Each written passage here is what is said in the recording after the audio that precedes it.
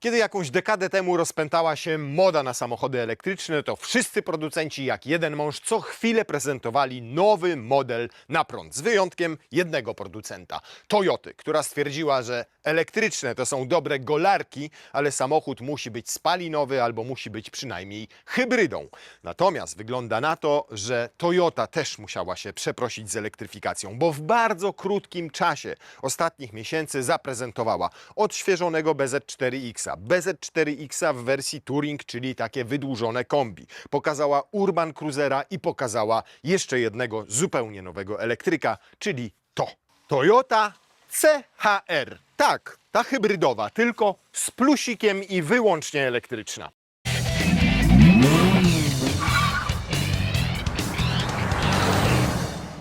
Zapraszamy Was na findcar.pl, platformę, na której znajdziecie sprawdzone auta nowe i używane wyłącznie od autoryzowanych dealerów.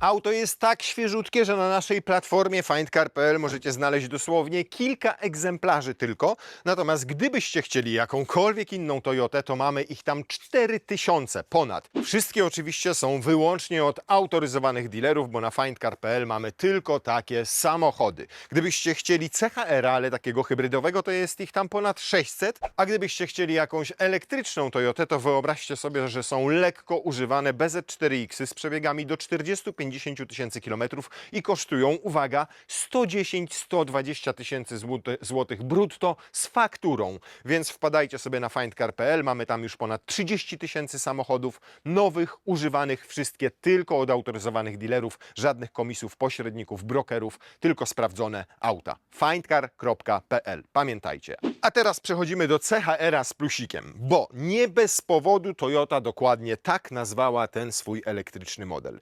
CHR hybrydowy, a wcześniej także spalinowy, w Europie sprzedał się w liczbie ponad 1 miliona egzemplarzy i okazał się na wielu rynkach absolutnym hitem. Więc chcąc nie chcąc, Toyota stwierdziła, dobra, to do tej słynnej już nazwy, do naszego legendarnego modelu stworzonego z myślą o Europie, dorzućmy plusika, może w ten sposób przekonamy klientów, że auto jest warte zachodu. Niemniej, i to jest największa ciekawostka, ten elektryczny CHR ma z CHR-em hybrydowym tyle wspólnego, co picie w szczawnicy ze szczaniem w piwnicy. Absolutnie nic, ponieważ auto zostało zbudowane na zupełnie innej platformie ETNGA, stworzonej z myślą tylko o elektrykach. I jak sobie zerkniemy na jego gabaryty, to, uwaga, jest 17 cm dłuższe od zwykłego CHR-a, 4 cm szersze, jest wyższe o 2,5 cm od niego i ma rozstaw osi dłuższy aż o 11 cm. Ten rozstaw osi w tym wypadku jest dłuższy nawet niż w Toyocie RAV4 i to o 7 cm. Więc to wszystko, te dane pokazują nam czarno na białym, że to auto nie jest normalnym hybrydowym CHR-em. Z CHR-a została nam tylko nazwa i dorzucono do niej plusik. Ten plusik to jest ten na akumulatorze i ten plusik to są te dodatkowe centymetry, czasami kilka, a czasami nawet kilkanaście, jeżeli chodzi o gabaryty względem CHR-a. Ale co nam dały te dodatkowe centymetry, szczególnie w rozstawie osi? Ano dały nam to, że ten samochód ma moim zdaniem naprawdę przepiękną linię nadwozia i został świetnie zaprojektowany. Obecnie jest to jedna z najładniejszych Toyot. Zobaczcie, że prawie w ogóle nie widać, że jest elektrykiem, bo nie jest przerośnięta na wysokość. Ukryto akumulator oczywiście w podłodze, ale dorzucając tutaj taki szeroki pas tego plastiku, bardzo ładnie zakamuflowano to podniesione nadwozie. W ogóle nie widać, żeby ona miała 18,6 cm prześwitu, a dokładnie taki ma prześwit, prawie 19 cm. Dodatkowo ten wielki rozstaw osi spowodował bardzo króciutkie zwisy i z przodu, i z tyłu. Tutaj dodatkowo w wersji Executive mamy 20-calowe imponujące felgi, które jeszcze dodały takiej ładnej masywności, a jednocześnie lekkości całej bryle. Spójrzcie na ten słupek C ładnie schodzący do tyłu czarny, na ten reflektor, lampę tylną połączoną szeroką listwą świetlną. To jest wszystko minimalistyczne i naprawdę mega mi się podoba. Uważam, że to jest bez dwóch zdań jedna z ładniej zaprojektowanych Toyot i czy patrzymy na nią z boku, czy patrzymy z tyłu, czy patrzymy od frontu, to naprawdę się podoba, przynajmniej mnie. Oczywiście przód już nawiązuje do nowszych generacji Toyot, choćby do Camry, czy choćby właśnie do tego wspomnianego CHR-a, czy choćby do Priusa, ponieważ mamy ten charakterystyczny reflektor w kształcie literki U, tylko takiej położonej z prawej i z lewej strony. Główny reflektor znalazł się tutaj, w tym miejscu. Wszystko to jest czytelne, proste w formie, ładne, estetyczne, trochę ostrych linii połączonych z obłościami. Naprawdę im się udał ten projekt. No dobrze, to co my tu mamy, jeżeli chodzi o napędy? No więc są trzy wersje CHR-a z plusem. Podstawowa ma raptem 167 koni, napęd wyłącznie na przednią oś i stosunkowo niewielki akumulator, bo ma tylko 57,7 kWh i to zapewnia mu zasięg w okolicach 430-450 km. Dobre na miasto. Mocniejsza wersja 224 konie, oczywiście też tylko naprzód. Tam akumulator jest już większy, bo mamy w podłodze 77 kWh i zapewniać to powinno zasięg na poziomie około 600 km. W naszym wypadku jednak jest jeszcze mocniej, ponieważ mamy dwa silniki. 224 konie z przodu, a tam z tyłu dodatkowy silnik 118 koni. Oba te silniki są zbudowane w technologii e-axle, czyli w jednej obudowie mamy i silnik, i przekładnię, i falownik, i sterownik, dzięki temu są mniejsze, bardziej kompaktowe. Oczywiście tutaj znalazł się cały osprzęt, czyli ładowarka pokładowa, czyli wszystkiego rodzaju elementy odpowiadające i za ładowanie akumulatora, i za oddawanie prądu, i sprężarka klimatyzacji, więc nie mamy tutaj nawet kawałka dodatkowego miejsca na tak zwany frank, czyli bagażnik z przodu. Łączna moc systemowa całości 343 konie mechaniczne i grubo ponad 400 Nm, w zasadzie bliżej 500 Nm. Powinno to zagwarantować przyspieszenie do setki w około 5,2 sekundy i aktualnie jest to jedna z najmocniejszych i najszybszych Toyot sprzedawanych na europejskim rynku. Elektryczna. Szok. W najmocniejszej wersji oczywiście też jest akumulator w podłodze i też ma 77 kWh, tak jak w tej drugiej odmianie przednionapędowej. Jak to się ładuje? No ładuje się oczywiście tutaj, ładuje się albo w domu i ta mocniejsza wersja występująca tylko w wersji Executive ma ładowarkę pokładową o mocy 22 kW w standardzie. To oznacza, że z domowej siły, jeżeli takową macie, 32-amperowej, to jest warunek, naładujecie ją w 2,5 godziny, przepraszam, w 3,5 godziny w takich warunkach domowych. Naprawdę super czas. Natomiast jeżeli chodzi o moc ładowania prądem stałym, czyli DC, ona już nie jest tak imponująca, bo w papierach Toyota napisała, że to 150 kW maksymalnie. A to ze względu na to, że nie mamy tutaj architektury 800-woltowej, tylko 400-woltową.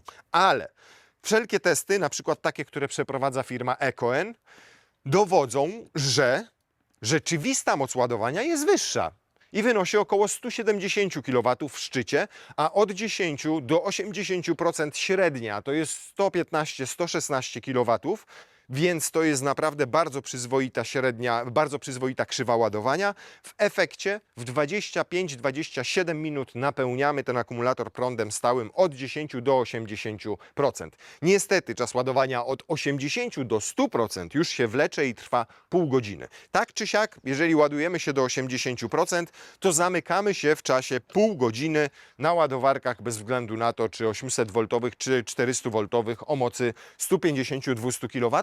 Więc są to bardzo przyzwoite parametry, biorąc pod uwagę klasę auta i cenę, ponieważ 800-woltową architekturę stosuje się zazwyczaj w samochodach premium. Wyjątkiem są tutaj samochody Kia i Hyundai i to nie wszystkie, a tutaj mamy samochód, który wyjściowo z wersji z napędem naprzód kosztuje nieco ponad 150 000 złotych, a topowa Executive, wszystko mająca i ta najmocniejsza, taka jak tutaj, kosztuje 207 000 złotych. Więc biorąc pod uwagę 5 sekund do setki, prawie 350 koni mechanicznych, gabaryty auta i jego architekturę i szybkość ładowania, to powiem Wam, i przede wszystkim zderzając tę cenę z tym, ile kosztuje na przykład Toyota Prius, ile kosztuje CHR w mocniejszych odmianach i w bogatszych wersjach, to naprawdę ta cena, jeżeli to wszystko sobie porównamy, wydaje się być bardzo atrakcyjna. Zapytacie, jak to auto na tle BZ4X pozycjonować, bo przecież jak patrzycie, to myślicie, przecież to jest to samo. Ano nie jest to samo, bo BZ4X jest samochodem jeszcze większym.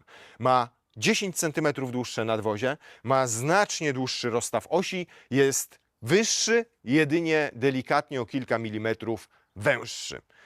Ale generalnie możemy powiedzieć, że BZ4X jest po prostu segmentem wyżej. To przejdźmy do części praktycznej, a w zasadzie niepraktycznej, ponieważ bagażnik tutaj ma 408 litrów. Ze względu na to, że mamy tutaj system JBL, a gdyby tego systemu nie było, to mielibyśmy dodatkową wnękę tutaj, ona miałaby 10 litrów, byłoby to 418 litrów. Nie jest to pojemność zbyt imponująca, biorąc pod uwagę gabaryty samochodu. Co więcej, jak pozbędę się tej maty tutaj i jak będę chciał sobie obniżyć podłogę, no to zobaczcie, tam mam schoweczek, owszem, jest niewielki, ale jakieś tam książeczki, graty, zestaw do zabezpieczeń kół się znajdą, ale po pierwsze obniża się to 2 segmentami. Po drugie, jak obniżę tę podłogę, to zostaje mi tutaj takie jakieś wzmocnienie, które prawdopodobnie jest przykryciem dla wzmocnienia, dla takiej belki wzmacniającej pomiędzy nadkolami, pomiędzy wielowahaczem, tutaj po to, żeby usztywnić tę konstrukcję całą.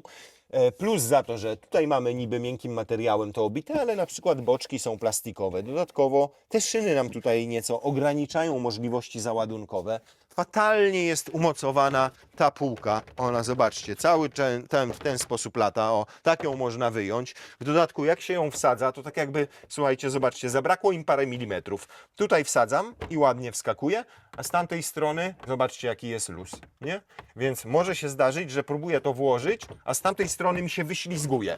O, więc półka do poprawki. Tak jakby zabrakło im tutaj materiału, dosłownie na pół centymetra, żeby to dobrze leżało i żeby nie latało, żeby szybciej można było to mocować. Zresztą zobaczcie, jak to jest tutaj wszystko wykonane. No tragedia. Na szczęście od tej strony jest znacznie lepiej. Boże, ile czasu można poświęcić na opowiadanie o półce bagażnika. No ale niestety nie budzi ona zaufania, tak bym powiedział.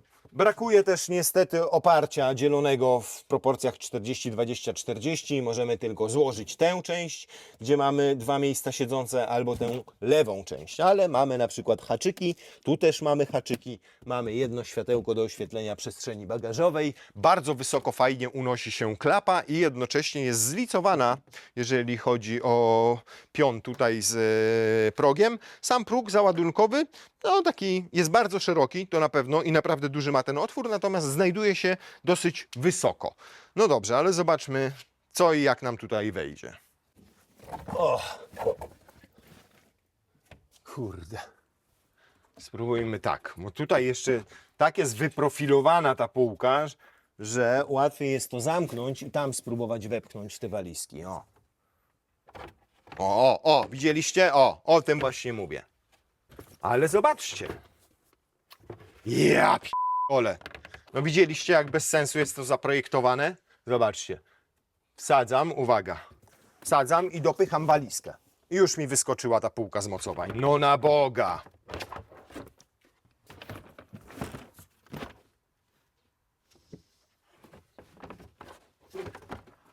O, to chyba trzeba tak zrobić po prostu. O. Na stałe. O. I zobaczcie.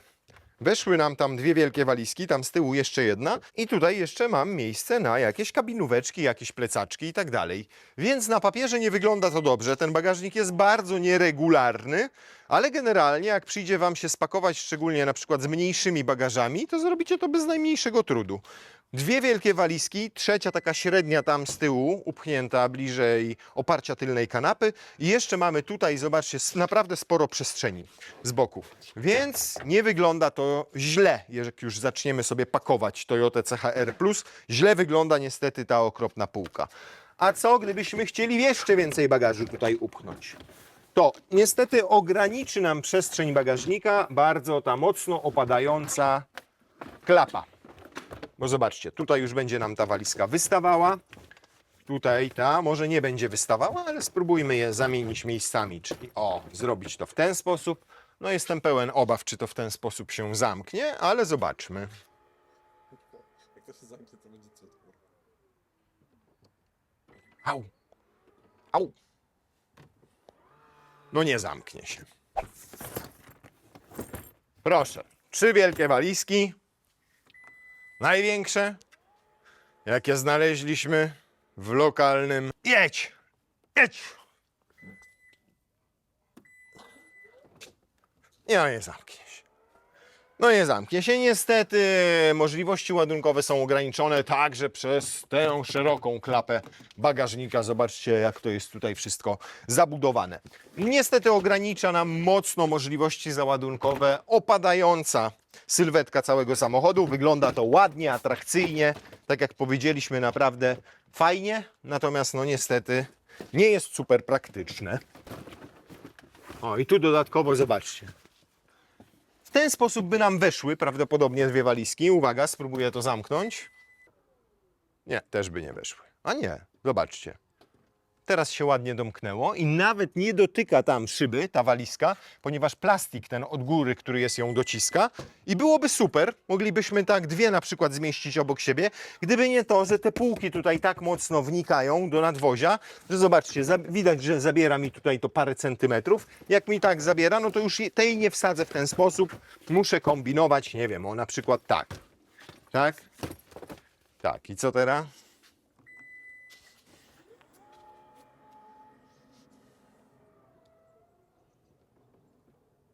No ale tutaj już mocno szyba dociska tę walizkę. No więc mówię, przez to, że mamy tak ścięte to nadwozie z tyłu, no możliwości załadunkowe, jak chcemy pojechać z bagażami wypchanymi po dach, są bardzo ograniczone. Fotel pasażera? Niby wszystko git. Przestrzeń mam i na kolana, i tutaj na stopy, wygodnie mam tam podparte. Nad głową, pomimo szklanego dachu, też mam przestrzeń, więc jest ok. Z jedną uwagą. Bo dosyć wysoko mam kolana, jak widzicie one są pod kątem. Nie siedzę jakoś super ergonomicznie i wygodnie. Oczywiście osoba przy wzroście 1,80 m czy 1,85 m będzie miała jeszcze nieco inną tę pozycję, wygodniejszą, ale w tym wypadku po prostu czuję, że tam znajduje się podłoga, fotel jest dosyć nisko, w związku z czym te kolana idą mi w górę. Natomiast jeżeli chodzi o przestrzeń samą w sobie, to nie ma co narzekać, biorąc pod uwagę fakt, że auto delikatnie tylko przekracza 4,50 m długości. Tutaj sytuacja jest już bardziej skomplikowana, szczególnie jeżeli chodzi o miejsce nad głową. Atrakcyjna sylwetka, ten ładny taki tył w stylu coupé powoduje, że tutaj po prostu nie mam miejsca nad głową. Co więcej, nie mam też tego miejsca na stopy, bo akumulator trzeba było gdzieś ukryć, czyli jest w podłodze. Fotel ten bardzo nisko się opuszcza i zobaczcie, nie jestem w stanie włożyć tam stóp. Tam jest dosłownie 3 cm dzieli spód fotela od podłogi. W dodatku jeszcze jest tutaj taki próg zwalniający, więc nie ma opcji, żebym tam pod fotel wsunął sobie kopyta. Na kolana natomiast pozostało mi trochę miejsca. Owszem, delikatnie szoruję tutaj o oparcie. Natomiast znowu najgorsze jest to, że widzicie jak siedzę. Nogi w górę. I tak w zasadzie sytuacja wygląda w każdym samochodzie, który jest elektryczny. Gdzieś musieliśmy ukryć ten akumulator. Jeżeli nie podnieśliśmy nadwozia, tu je podnieśliśmy tylko 2,5 cm względem zwykłego CHR-a, no to w jakiś sposób trzeba grubość tego akumulatora skompensować. Kompensuje się tak, że owszem, siedzę dosyć nisko, ale mam pogrubioną tę podłogę, no i nogi idą mi w górę.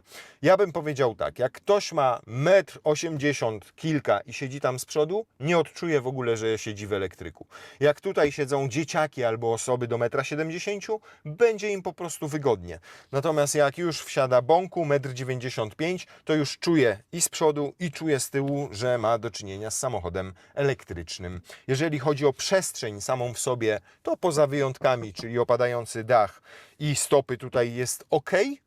Natomiast jeżeli chodzi o taką ergonomię siedzenia, to już tak ok nie jest jak w samochodach spalinowych. Niemniej i tak jest tutaj więcej miejsca niż w zwykłym CHR-ze. To sobie powiedzmy uczciwie. Mamy podłokietnik, są dwa uchwyty na kubki, a nawet znalazło się sprytne miejsce, żeby sobie telefon komórkowy wrzucić. Ten telefon można naładować z jednego z gniazd USB-C. Nie ma trzeciej strefy klimatyzacji, ale są nawiewy chłodnego powietrza, które można zamknąć tutaj na tylną kanapę. Bardzo przyjemna jest ta tapicerka. W sensie to nie jest Alcantara, tak bym tego nie nazwał. To jest raczej Alcantaro-podobny materiał, ale sztuczna skóra i ten materiał są całkiem przyzwoitej jakości. Dodatkowo tylko mają fajne perforacje w niektórych miejscach. Miękkie są te fotele, w związku z czym nawet jak kolanem dotykam, to mi to tak bardzo nie przeszkadza. Gdzieniegdzie występują takie defekty pod tytułem jakość uszycia tej tapicerki. Co ciekawe, z tej strony jest wszystko ok i ładnie to wygląda, natomiast w tym fotelu ściek komuś nie wyszedł. Jest to raczej ściek niż ścieg. Na plus płaska podłoga, bo tutaj jest minimalnie tylko podwyższony ten tunel środkowy, dosłownie o 1,5-2 cm, a jest szeroki, więc osoba z mniejszymi stópkami nawet będzie mogła sobie tutaj usiąść. I na plus też pochylane oparcia, jednostopniowo co prawda, ale można delikatnie je sobie odchylić do tyłu. I zmienia to wtedy nieco przestrzeń nad głową, bo zobaczcie, jak mamy szklany dach, to ta roleta tutaj się chowa. Jak sobie pochyliłem to oparcie, to głowę trzymam w takim wgłębieniu i jest mi nieco lepiej, wygodniej. Tu jest po prostu taka dziura, wyprofilowane zostało to na łeb. Natomiast no już nie oprę na przykład głowy o zagłówek, nie ma takiej opcji. Tak jak mówię, 1,80 m, 1,70 m jak macie, będzie ok. Jak jesteście roślejsi, to będzie już pewnego rodzaju dyskomfort na tej tylnej kanapie. Tu pojawia nam się znowu ta alkantarka, wygląda to ładnie, natomiast tutaj ta góra pod szybie jest już plastikowe, spory otwór, gdzie wejdzie nam jakaś litrowa buteleczka wody. Niemniej ten sam otwór drzwiowy w sobie nie jest zbyt szeroki, szczerze mówiąc. Drzwi przednie są już znacznie lepiej wykonane, bo pod szybie jest tutaj miękkie. Nie jest to wszystko zbyt finezyjne, jest to dosyć proste, ale ma być po prostu solidne, przetrwać lata. I tak też wygląda. Koncepcja samego wnętrza układu deski rozdzielczej konsoli centralnej też jest inna niż te, jakie znamy z Toyot spalinowych. Tutaj jest elektrycznie. Dla elektryków, tak jak dla BZ4X, Toyota przewidziała trochę innych rozwiązań, takich choćby jak te zegary, które są daleko przed kierowcą i są powyżej tak naprawdę kierownicy. Jednym to odpowiada, drugim nie. Mnie osobiście odpowiada bardzo, bo jestem wysoki, więc zawsze są super czytelne i łączą ze sobą taką wygodę zwykłych zegarów z wyświetlaczem head-up. Mnie to odpowiada, ale na przykład silny, który jest nieco niższej postury niż ja, nieco niższego wzrostu, mówi, że zawsze gdzieś ten wieniec mu tam zasłania kawałek tych zegarów. Dlatego mówię, to jest indywidualne zdecydowanie podejście. Jednemu będzie z tym w smak, innemu w niesmak. Jeżeli chodzi o samo koło kierownicy, to jest mniejsze niż normalnie mamy w Toyotach i to jest akurat fajne. Ja bardzo lubię takie go-kartowe kierownice, bardzo dobrze opisane przyciski na tej kierownicy i do sterowania tempomatem aktywnym i do zmiany na przykład komputera pokładowego, do wskazań tam, albo do zmiany stacji radiowych, zmieniania głośności. Oprócz tego wszystkiego dominuje nad całą deską oczywiście wielki 14-calowy ekran z nowym tym systemem Toyoty i on akurat działa bardzo sprawnie i bardzo szybko. Można sobie to klikanie takie nieszczęsne wyłączyć, ale jeżeli chodzi o reakcję na dotyk, jest bardzo szybko. To, co mi się podoba, to panel ten do sterowania klimatyzacją, który zawsze nam się tutaj wyświetla i tu możemy szybciutko uruchomić czy to ogrzewanie foteli albo kierownicy, czy właśnie poustawiać sobie dobrze wszystkie parametry klimatyzacji. Dodatkowo mamy tutaj skróty, które możemy sobie albo sami przyporządkować, albo takie, które są często używane, więc dostęp do najpotrzebniejszych funkcji mamy bardzo szybki. Klawisze są też takie funkcyjne. Tutaj na przykład do włączania trybu Eco, czy do włączania trybu Snow, do włączania autoholda, do podglądu z kamery, więc generalnie jeżeli chodzi o przejrzystość, czytelność wszystkiego, to jest naprawdę na wysokim poziomie. Nawet jak chcę szybko sobie odmrozić przednią albo tylną szybę, to mam do tego fizyczne przyciski. Awaryjne oczywiście też z przycisku. No generalnie nie jest to oczywiście system, który robiłby wielkie wow, jeżeli chodzi o wygląd, o jego design, ale jest to proste, czytelne, bardzo łatwo się w tych wszystkich ikonkach połapać i działa to wystarczająco szybko. Dodatkowo mapy mamy i online, i offline i mamy oczywiście aktualizację w chmurze, więc nie musimy jeździć do serwisu, żeby czy zaktualizować mapę, czy cały system multimedialny, pokrętła do sterowania temperaturą, jeszcze z dodatkowymi wyświetlaczami. Naprawdę osiągnięto tutaj fajny kompromis pomiędzy nowoczesnością a praktycznością obsługi tego ekranu. Niektóre materiały są bardzo przyjemne, zaskakująco wręcz, bo na przykład górę deski rozdzielczej obszyto czymś, co jest miękkie i robi fajne wrażenie. Tutaj też jest miękko i przyjemnie. No plastiki są tutaj w konsoli środkowej i na przykład jak tak siedzę i tutaj mam opartą nogę, no to wolałbym, żeby to było obszyte czymś miękkim. Ale z drugiej strony tu mamy pod spodem półeczkę wyłożoną miękką fizeliną, więc jak coś tam wrzucimy, to nie będzie nam rysowało plastików. Tu jest jedno gniazdo USB, konkretnie USB-C, a tutaj jest drugie, ale oprócz tego są dwie ładowarki indukcyjne. No nareszcie. I to jest akurat super rozwiązanie, bo i pasażer, i kierowca mogą sobie korzystać z indukcyjnego ładowania. Generalnie ergonomia naprawdę na fajnym poziomie. Stylistyka jednemu się spodoba, drugiemu nie. Długa jest tutaj ta deska rozdzielcza. Przez to, że tam pod maskę mamy dosyć krótką, to tutaj pojawiła się dodatkowa przestrzeń. Dosyć szerokie słupki, a i one troszkę będą nam ograniczały widoczność. I jeszcze tutaj taki dzynks wystający w miejscu, gdzie jest mocowanie lusterka. Podłokietnik fajnie otwierany na dwie strony, ale jest zaskakująco płytki, szczególnie jeżeli... A nie, przepraszam bardzo, nie jest płytki, bo ma podwójne dno. Jak ma podwójne dno, to tutaj mamy taką półeczkę, która jest wyłożona przyjemnym materiałem, ale niestety tam pod spodem, jak ją wyjmiemy, już jest zwykły plastik. Ale na plus, można coś tam sobie ukryć. Jak jesteśmy przemitnikami, to nawet nam tam trochę towaru wejdzie. I otwiera się na dwie strony. Tutaj dwa uchwyty na kubki. No wszystko to może nie robi wielkiego wow, jeżeli chodzi o design, ale najważniejsza jest ergonomia, a jeżeli chodzi o ergonomię i obsługę, no to nie można tutaj CHR-owi z plusem niczego zarzucić. Toyota chwali się, że względem zwykłego CHR-a tutaj mamy sztywność skrętną całego nadwozia o 30% większą, co więcej o ponad 6 cm obniżony środek ciężkości, a to wszystko efekt tego, że mamy akumulator w podłodze. I powiem Wam, że to jest jedna z lepszych Toyot, jeżeli chodzi o wybieranie nierówności.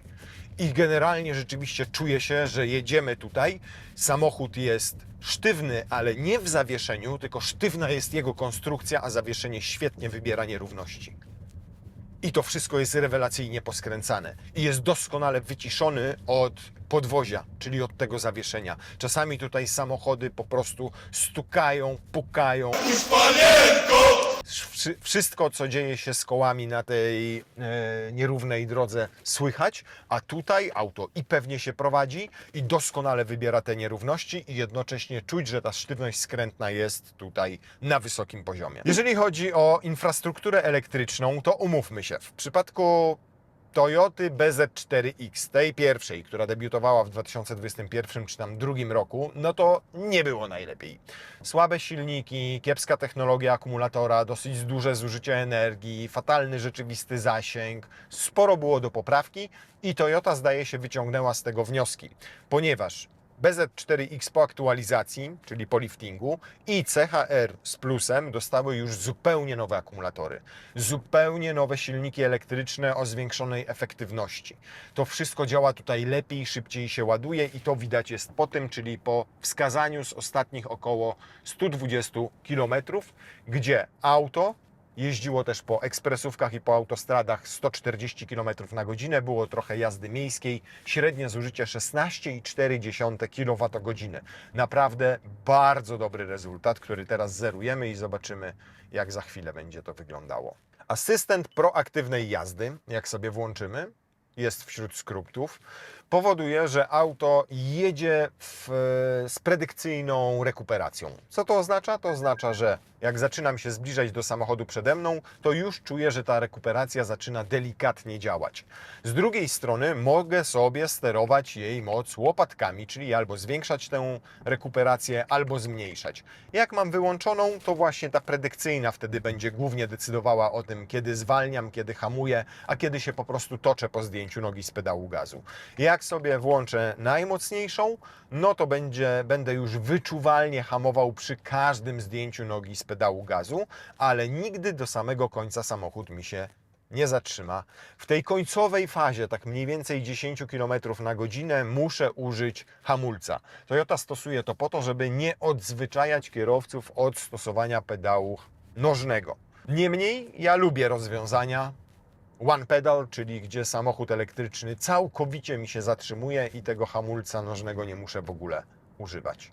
Najważniejsze, że po dodaniu gazu nie zmienia mi się siła tej rekuperacji, czyli mam tak naprawdę 4 poziomy, kiedy wysteruję sobie łopatkami i za 5. poziom możemy uznać ten asystenta proaktywnej jazdy, gdzie on sam decyduje, kiedy mocniej, a kiedy lżej rekuperuje. Wracając jeszcze na chwilę do zawieszenia, to mamy tutaj klasykę, czyli z przodu MacPherson, z tyłu oś wielowahaczowa, ale tak jak wspomniałem, naprawdę wręcz zachwyca tym, jak ono działa.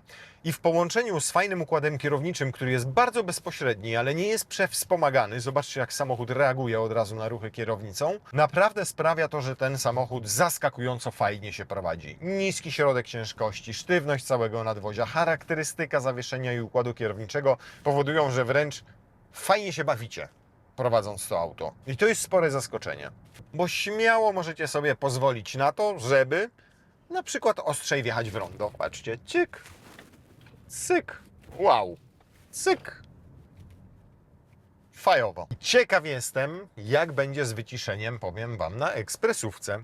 Bo póki co jest bardzo dobrze, a Toyoty nie słyną z dobrego wyciszenia. Co więcej, lada chwila w salonach będzie można wyciszać na przykład Toyoty Corolla Cross. Kupujecie auto i od razu prosicie, żeby Wam je wyciszono dodatkowo. A tutaj w tym wypadku mam wysokie oczekiwania, bo póki co jest cisza jak w konfesjonale.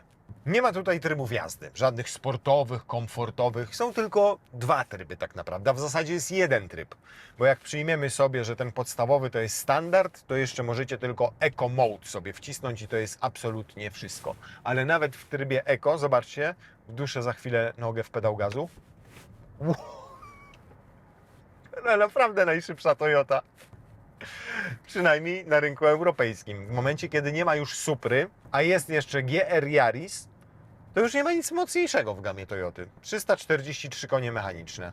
I odwdzięcza się naprawdę niesamowicie niskim zużyciem paliwa ten samochód w mieście albo w jeździe podmiejskiej.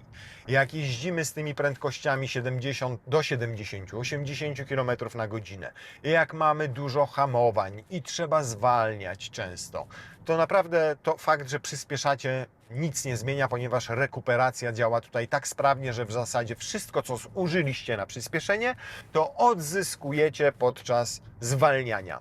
Czyli takie częste przyspieszanie i częste hamowanie potem rekuperacyjne powodują, że mamy, proszę bardzo, takie zużycie energii. Jak widzicie, w tym momencie 12,6 kWh. 12,5 kWh, to jak w ten sposób na to spojrzymy, to w takich warunkach będziemy w stanie przejechać około 600 km na jednym ładowaniu.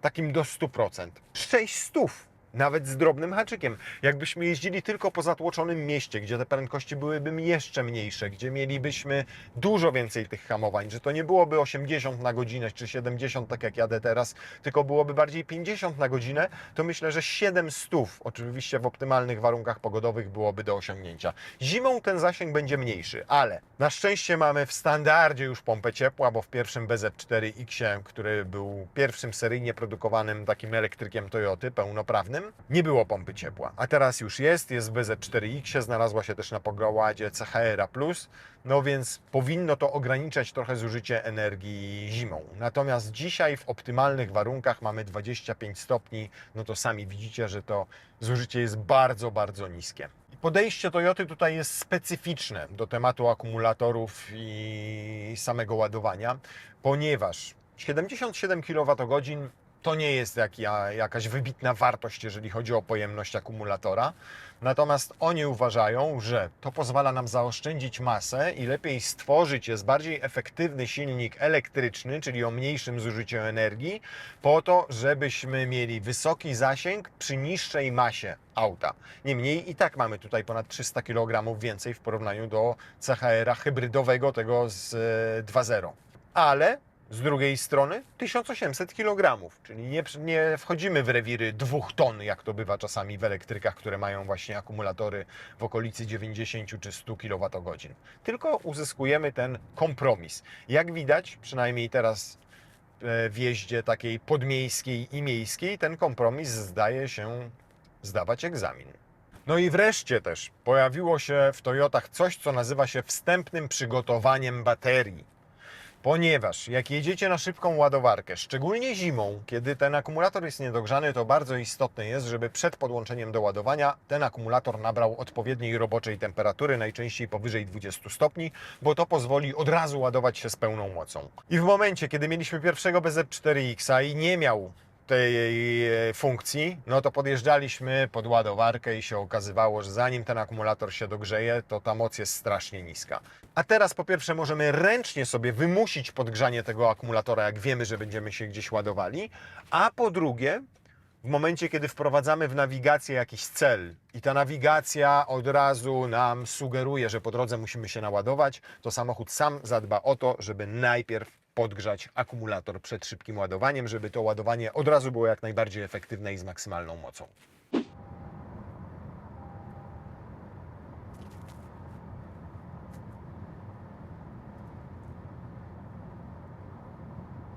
W okolicach 65 dB, kiedy jechałem po asfalcie i to jest super wynik, i w okolicach 67,5 dB, kiedy wjechałem na betonową nawierzchnię. I tutaj już jest słychać przede wszystkim opony, to one powodują wzrost poziomu głośności. Natomiast subiektywnie dużo szumów tutaj od strony szklanego dachu. Natomiast jeżeli chodzi o wyciszenie od silnika, to jest doskonałe. Jeżeli chodzi o wyciszenie od układu wydechowego, jest naprawdę świetne, ponieważ ich po prostu tutaj nie ma. Znaczy są silniki, ale elektryczne, one nie powodują hałasów. Więc jedyne tak naprawdę co słyszę, to słyszę szumy powietrza. Jakbym zamknął tę roletkę, pewnie byłyby znacznie mniejsze, ale nie mogę tego zrobić, bo silny se tutaj zainstalował całe swoje studio nagraniowe, 18 kamer różnych wisi, mikrofonów, cudów na Q, a i tak na końcu napiszecie, że prześwietlone, że dźwięk nie taki.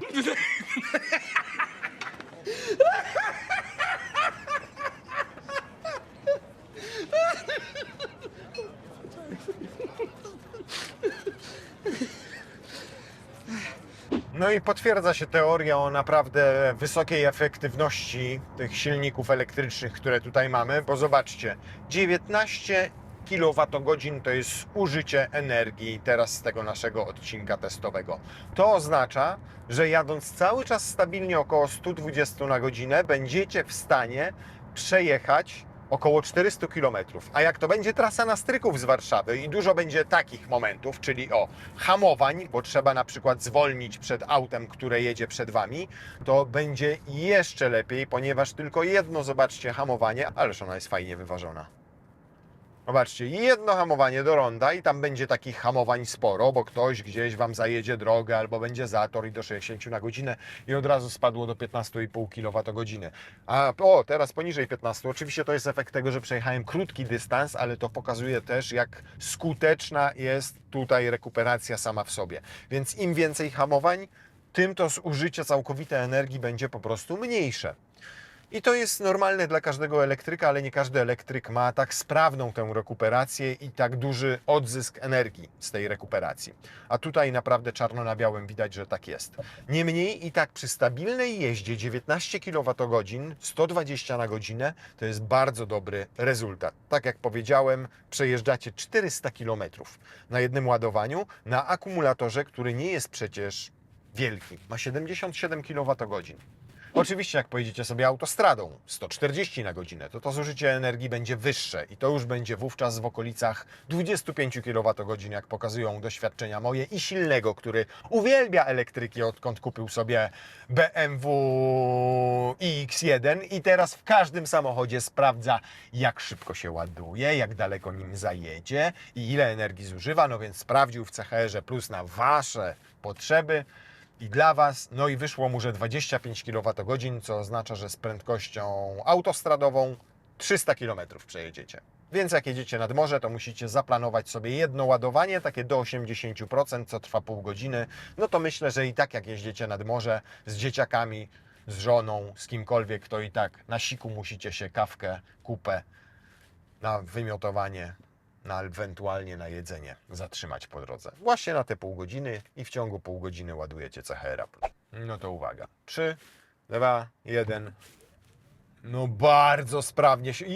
Mam wrażenie, że jeszcze początek jest wolniejszy niż to, co potem się dzieje. Jak ona nabiera prędkości!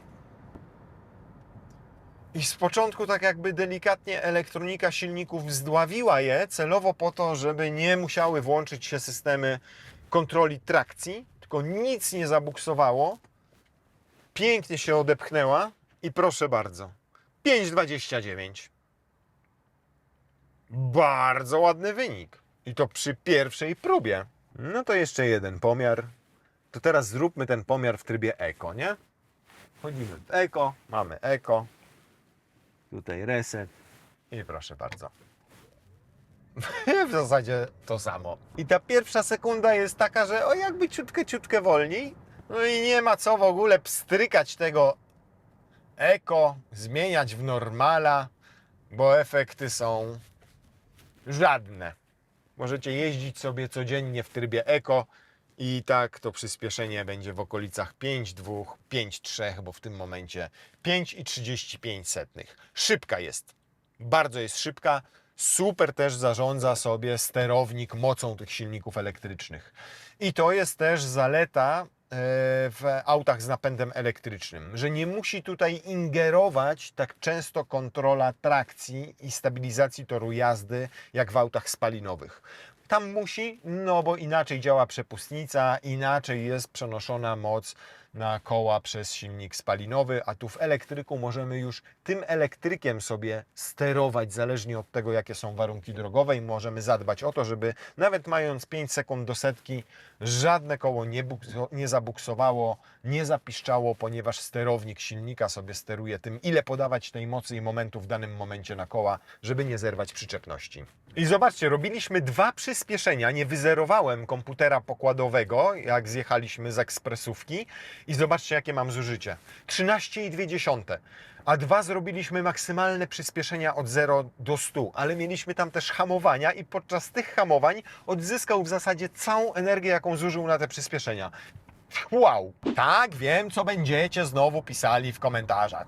Jak jest Toyota, to wiadomo, że musi być dobrze zrobiona, bo zapłacone. I dobrze, i zostawiajcie sobie takie komentarze, ja mam czyste sumienie. Uważam, że to jest jedna z lepszych Toyot, jakimi ostatnio jeździłem. I mówię to z ręką na sercu. Wiecie, co jest w niej najśmieszniejsze? Że jadę nią i sprawia mi to radość. Bo jest cicha, bo jest niesamowicie dynamiczna, bo ma super zawieszenie i świetny układ kierowniczy. I te elementy powodują, że chce mi się szybciej wjechać w rondo, że chce mi się szybciej pokonać łuk, że czy jadę 50 na godzinę, czy jadę 140 na godzinę, to mam pewność prowadzenia, że jest dobrze wyważona. Generalnie po prostu mnie ten samochód cieszy. Do tego dorzućmy takie rzeczy jak wybitnie efektywny napęd elektryczny. Silniki o bardzo niskim zużyciu energii i dodatkowo mamy akumulator o nieco mniejszej pojemności niż te, nie wiem, 90-100 kWh, tylko 77 kWh, ale zostało to zaprojektowane z myślą o tym, żeby całościowo oszczędzać energię i to jest widać. I czuć.